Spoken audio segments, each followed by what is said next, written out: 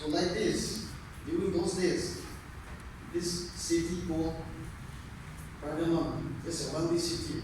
This is the biggest city in Asia Minor. It is the capital of Rome. And it was when Emperor Augustus had been active in promoting the imperial religion, that is, worshipping idols, many idols worshippers, false prophets, and so on. And also false teaching, like promotes ungodly lifestyles, sexual immorality. So these books talks about the power of Jesus Christ and the program of Jesus Christ that is given to us. It is a revelation to each and every one of us. Through this book, we could ever see that God has written for us that giving a new hope, a new revelation for each and every one of us who has trust and who can able to withstand, who can able to defend themselves. But not compromising on worldly things, on worldly pleasures, or worldly tastes. So, in the first verse, 12, and the angel of the church in Pergamum writes, the one who has the sharp two edged sword says. So the word double-edged in Greek, it is rompia. I may pronounce wrongly. And we could see that in verse chapter 116 and 216. There is, it has the power of life and death in case of capital offenses. And also, it is known as,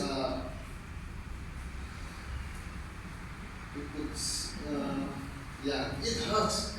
The double edge, it hurts and heals. And also, it cuts and it crushes. And why it is mentioned sharp to edge? And there is 3 points which I would like to focus on this. The word of God gives life. And the angels of the church in Pergamum write, the one who has a church, who has a sharp two-edged sword says, I know where you dwell, where Satan's throne is, and you hold fast my name and do not deny my faith.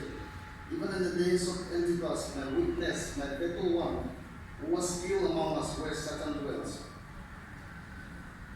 So the sharp double-edged sword metaphor, and also you could understand that what is the meaning of two-edged sword. We could also say that it is a final judgment of the church. Judgment of the church.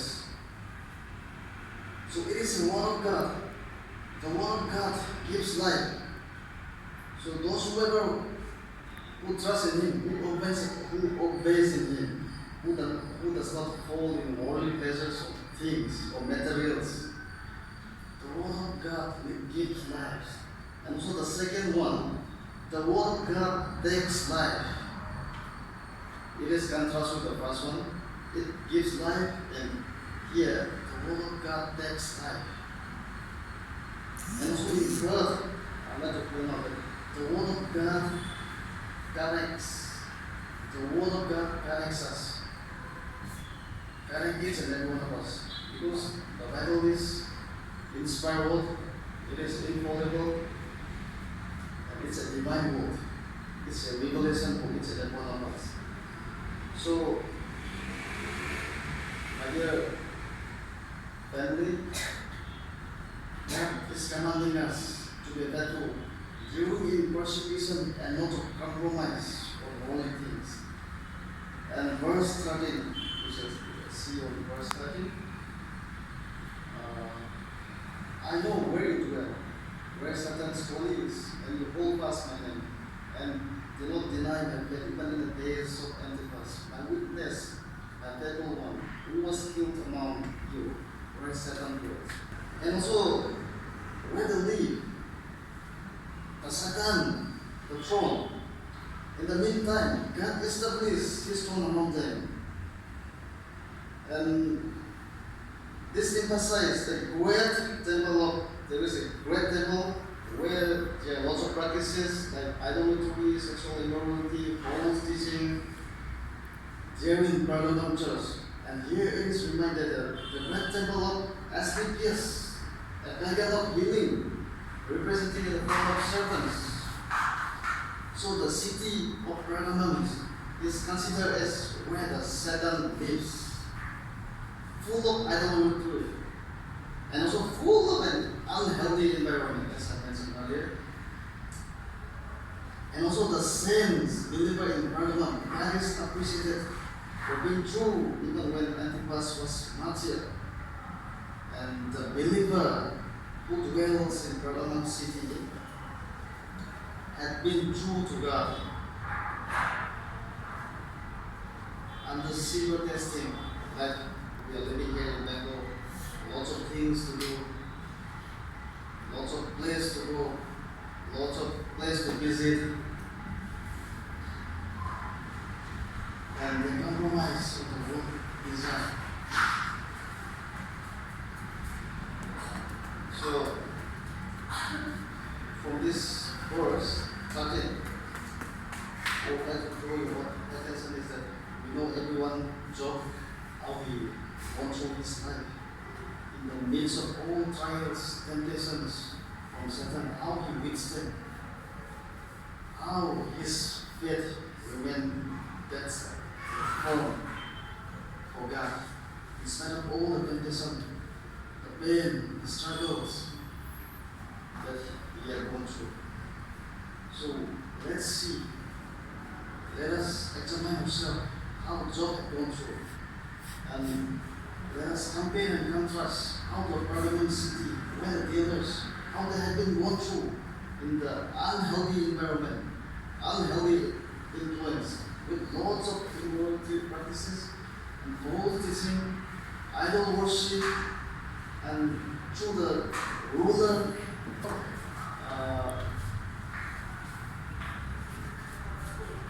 healing. So in the midst of all this, you may have your own battle, your personal problem, and how you have been going through, how you are struggling to overcome, to withstand yourself, to remain steadfast in faith, how to transform into holy things, holy pleasures, holy walk, anything activities that is against the will of God. So here, I would like to draw your attention. I will definitely not.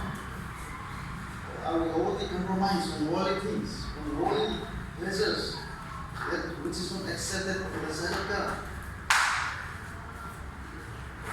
So, in 2 Timothy verse 2:12 says, if you endure, we will also reign with you. If we deny him, he will also deny us. This is the word of God. So if you deny God, why God will deny you? Definitely God will deny us. Why should God accept us? Because at first, He loves first. God is the one who makes us, who created us. And if we deny God, how God will accept us? So at first, we have to deny all things, all the environment, places that which is not acceptable, which is not right in the sight of God. So we should deny the holy things. And as Timothy 2:12 says, 2 Timothy 2:12 says, if we endure, you will also reign with him. If we deny him, he will also deny us. So the scripture clearly says, and we shall see how Job had gone through, in spite of all the difficulties, the days, the temptation, the trials, the hardship that he had gone through. Like sinners, you may have gone through, you may be having problems like Job or any problems. But here, through this verse 13, I would like to encourage, remind every one of us that God is with us, not to sway away from holy things.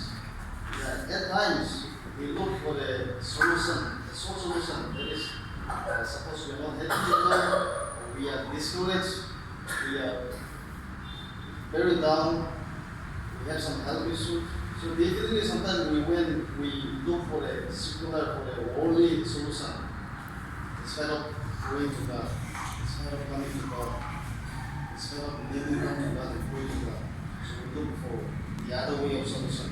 So here we are reminded again that God is the only ultimate solution. In spite of all the problems, in spite of all the difficulties, God is the only solution to us. And also, I have divided into three sections. Verse 14 to 16. The believers of Pergamum was compromised with their worldly desires. Even though at some moment they were faithful to God, and also they compromised, and they started to worship like idols, like small gods, and as I said, they are around with the unhealthy environment, like the current states in the US, how people are living. They're practicing a lot of immorality acts. There's so much advancement in science and technology in defense. So likewise, in Pergamum, the people were influenced with an environment, unhealthy environment, and with lots of false prophets, and also lots of idol worship. And Pergamum city, they are also believers, lots of believers, but who turns away from God? Like people in the context, many people have done that. And also they compromise with worldly pleasures, which I mentioned again, with having pleasures with sexual immoralities. And also in the meantime, the believer was compromised with legal sins. As we read in this scripture, we could see that who practice spreading sexual and spiritual unfaithfulness, which God hates the most. And that we can see in chapter 6. The same case can be seen in the earlier church of Ephesus. That one we can see in chapter 2, verses 1 to 7. And also we can see in 1 King verse 11, chapter 11 verse 2, where God warns Solomon that his companions would turn away his heart from the Lord. And we know about this story. How wise he is. He is considered to be the wisest man in the world, in the history. But through the influence, he compromised to worship idols. He was convinced to build a temple called Molech. He knew, Solomon knew, worshipping idols was wrong. But as he grew older, his poor decision caused his heart to turn away from the Lord. And looking at the Solomon life, we are all believers. We are all Christians. We know what is do's and don'ts. We know what is right and wrong in the sight of God. And still then, we are proudly, we are confidently, we are doing the wrong things.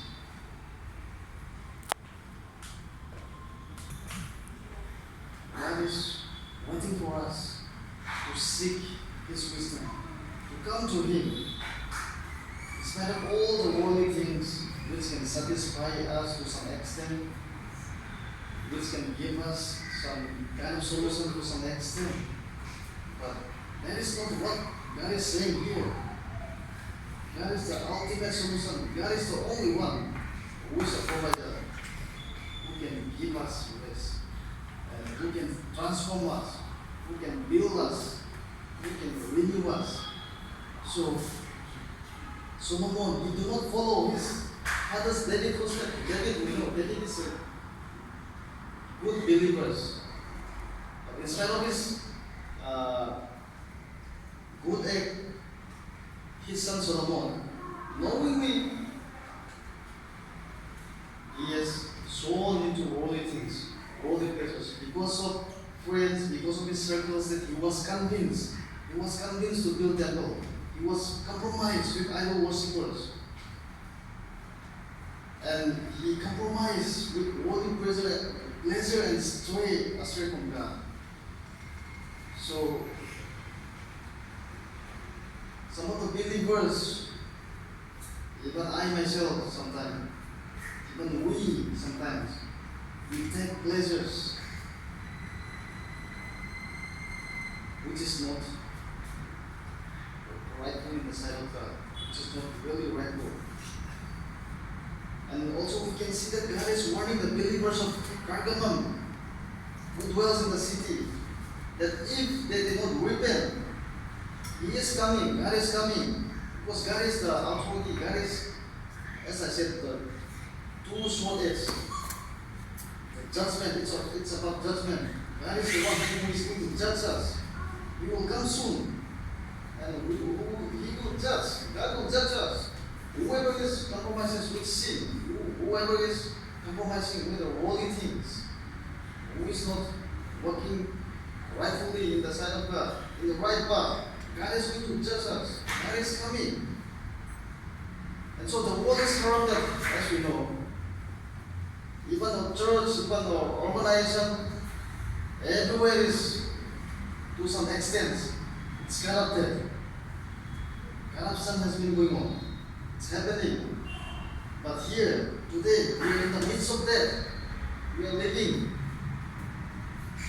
And so we are compromising as we live our lives. And if we are continue compromising in worldly pleasures and worldly things, like the believers of Pergamum, let us think, let us reason ourselves that God is coming us to judge. Are we really waiting for the judgment? I don't think so. We are all believers. We don't want curse. We want God to bless us. So before, here,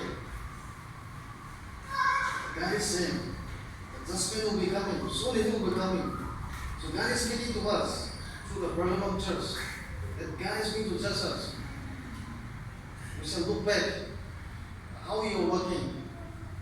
Is it we are living rightfully? Because God is going to judge us. God is warning us not to compromise in worldly pleasure. And here in verse 17, God is warning us, and also God is, as we know, God is gracious, kind, loving God. God also promises us to bless those who are faithful enough, those who stand firm in this world, who doesn't sway away, who doesn't compromise with the worldly things, with the worldly materials. Likewise, God promises to the believer in Pergamum that if they repent and come to Him, He will bless them with hidden manna and white stone.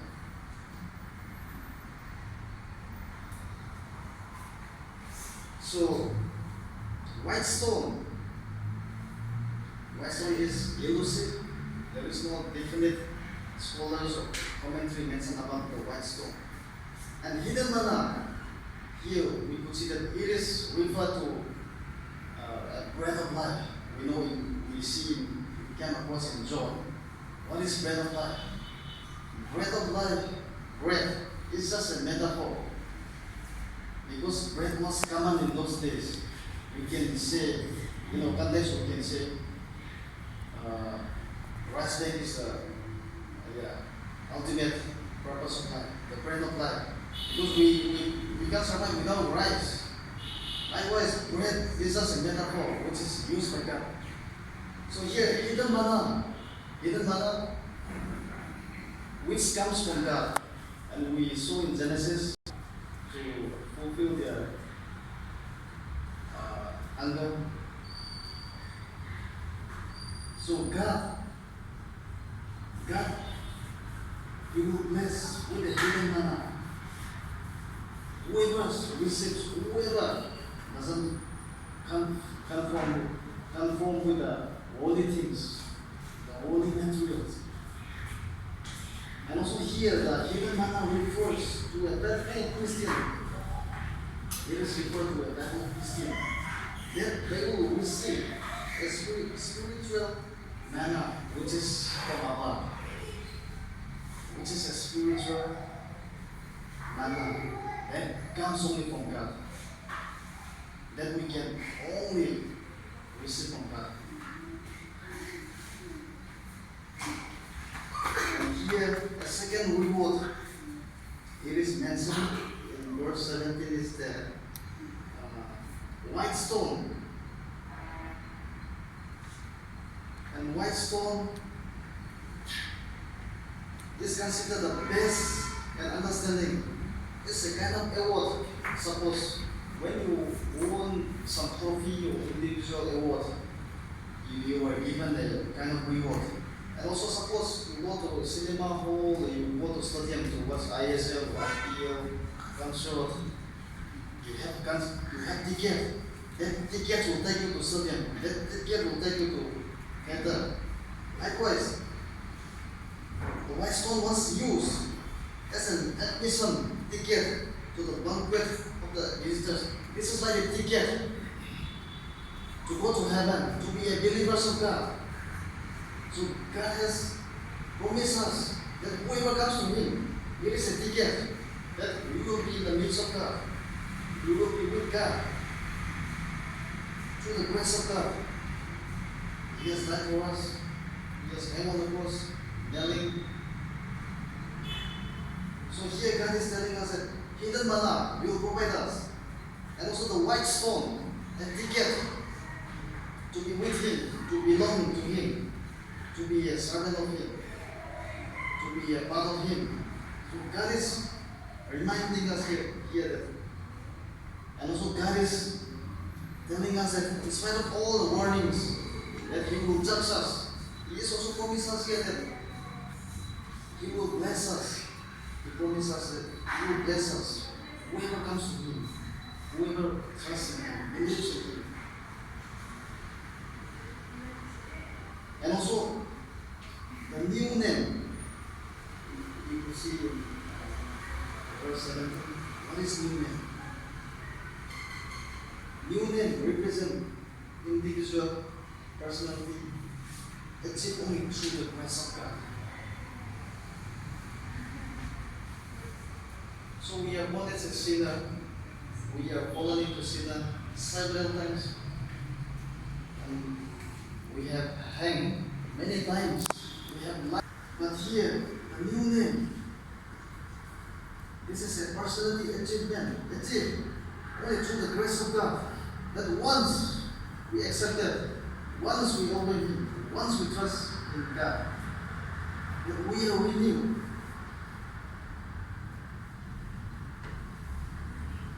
God is going to renew us. God is going to transform us, rebuild us. And God is telling us here through this scripture 17.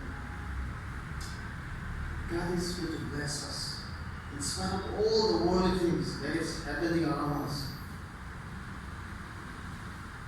Near or home, in our society, in our organization,